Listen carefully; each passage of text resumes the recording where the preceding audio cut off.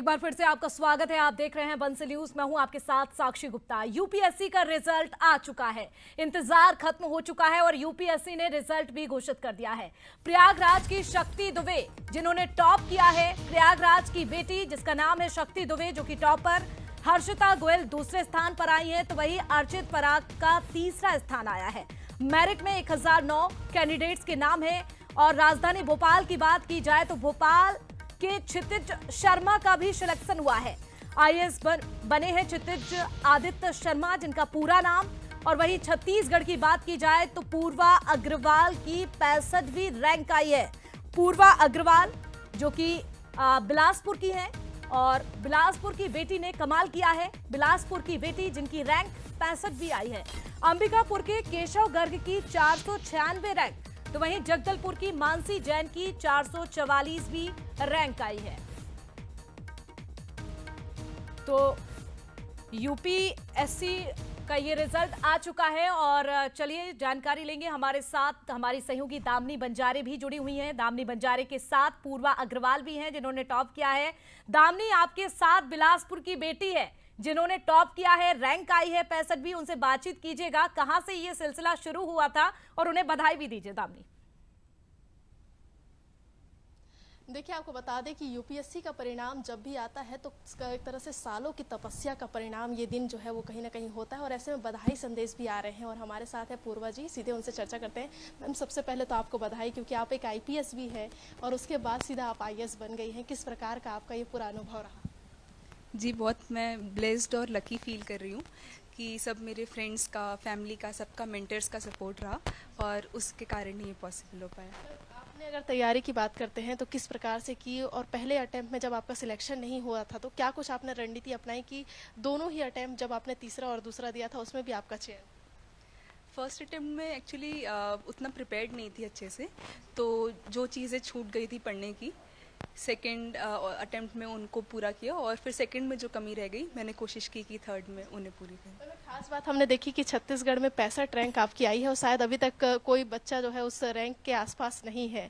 तो क्या आप छत्तीसगढ़ की टॉपर भी होंगी अगर, तो क्या किस प्रकार का उत्साह है, परिवार वालों का क्या कुछ कहना था और कैसा लग रहा आज का दिन? बहुत खुशी हो रही है और परिवार में भी सब बहुत खुश हैं। उनके सपोर्ट और ब्लेसिंग्स के कारण ये हो पाया, तो मैं बहुत खुश हूँ कि हम सबका सपना एक साथ पूरा हुआ आज।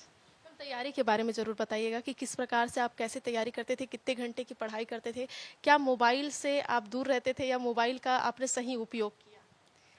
मैं ऐसे कुछ फिक्स्ड नहीं था, क्योंकि एग्ज़ाम के 3 लेवल होते हैं, प्रीलिम्स, मेंस और इंटरव्यू।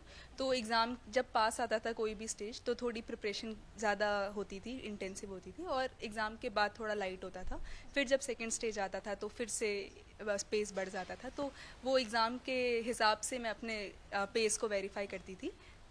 यूपीएससी में टॉप करने के लिए या यूपीएससी की तैयारी करने के लिए, सिलेक्शन लेने के लिए कितने घंटे की पढ़ाई मायने रखते हैं? आप क्या मानते हैं, क्या 12 घंटे 13 घंटे पढ़ना पड़ता है?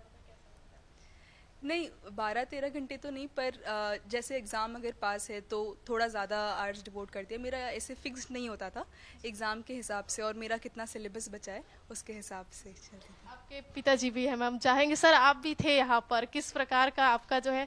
मैम, एक चीज़ और जानना चाहूँगी, जैसे अगर हम तैयारी की बात करते हैं तो एक खास बात आपसे जानना चाहेंगे कि उन यूथ जो तैयारी करते हैं, जो आज विफल हो गए हो, जिनका चयन नहीं हो पाया, उनके लिए आप क्या कुछ मैसेज? अगर उनके अटेम्प्ट बचे हैं और वो चाहते हैं कि फिर से एग्ज़ाम दें, तो उनको अपने पुराने जो अटेम्प्ट है उसकी गलतियों को सबसे पहले आइडेंटिफाई करना पड़ेगा कि कहाँ पे उनकी मिस्टेक हो रही थी, क्योंकि जब तक वो चीज़ नहीं होगी तो आगे इम्प्रूव नहीं हो पाएगा। और अगर किसी के अटेम्प्ट हो गए या उन्हें ये इस फील्ड में आगे नहीं जाना है, तो मैं श्योर हूँ कि इतनी जितनी मेहनत उन्होंने की है यूपीएससी की जर्नी में, वो उन्हें आगे हर फील्ड में बहुत हेल्प करेगी। सर, एक खास बात जानना चाहेंगे, हमारी बेटियां क्या किसी से कम है, यही वाला आज डायलॉग जो है आपके ऊपर कहीं ना कहीं आज छत्तीसगढ़ के लिए ला रहे हैं।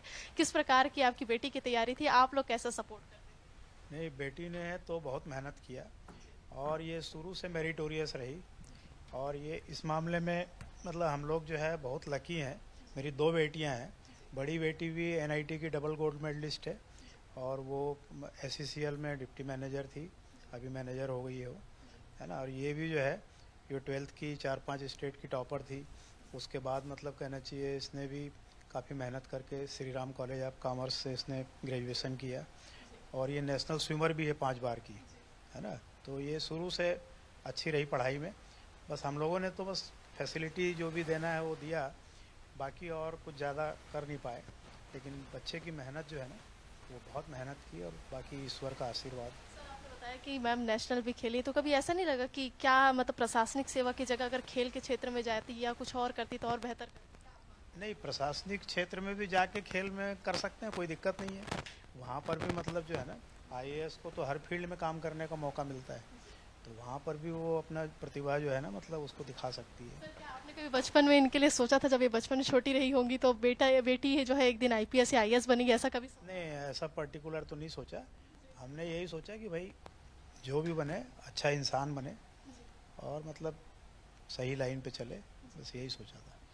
आपका सपना तो सर जैसे बता रहे थे बचपन से नहीं था, तो ये सपना कब आया था कि आपको एक दिन जो है आईपीएस या आईएएस बनना है, और किस प्रकार से फिर आपने कैसी तैयारी शुरू? मैं वो बताऊंगी, पर उससे पहले पापा ने बोला कि बस मेरी मेहनत थी, उन्होंने कुछ नहीं किया, सिर्फ सपोर्ट किया। तो ये बिल्कुल गलत बात है। पापा, मम्मी और दीदी, ये 3 मेरे ऐसे पिलर्स थे जिनके बिना ये हो ही नहीं पाता। तो उनके सपोर्ट और गाइडेंस के कारण ही आज मैं ये बन पाई हूँ।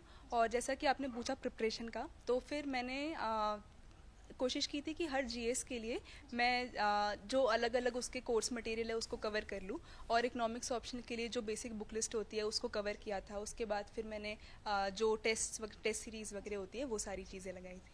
क्या इसमें जैसे आप तैयारी कर रही थी तो उस दौरान कभी लगा था कि डिमोटिवेट जैसा हुए कि अब नहीं हो पाएगा, अब रहने देते, इस टाइप का कभी आपके मन में आया हो जब तैयारी के दौरान? या उस समय आप क्या करते थे अपने आप को मोटिवेट करने के लिए? हाँ, कभी कभी जर्नी थोड़ी अप एंड डाउन वाली रहती है यूपीएससी की, तो सक्सेस भी देती है, कभी कभी फेलियर भी होता है।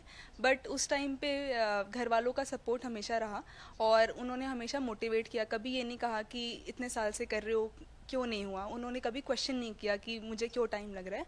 तो उनका हमेशा सपोर्ट रहा और इसलिए मुझे दिक्कत नहीं हुई। मैम आपको आईपीएस कैडर में छत्तीसगढ़ मिला था, अभी आप क्या चाह रही, कहाँ का कैडर ले, छत्तीसगढ़ ही लेना चाह रही, और अगर छत्तीसगढ़ लेती तो क्या कुछ आपका प्रयास रहेगा इस क्षेत्र में छत्तीसगढ़ के विकास के लिए? मेरा मानना ये है कि जो आईएएस का काम है वो मुझे किसी भी स्टेट में करने की अपॉर्चुनिटी मिले तो मेरे लिए उससे बड़ी चीज़ कोई नहीं है। बट अगर चॉइस दी जाएगी तो मैं चाहूँगी कि जो मेरी जन्मभूमि है छत्तीसगढ़, वहाँ अगर मुझे काम करने का मौका मिले तो मैं बहुत खुश होंगी। और जहाँ भी मुझे गवर्नमेंट चाहे वहाँ मैं चाहूँगी कि अपना पूरा 100% दूँ।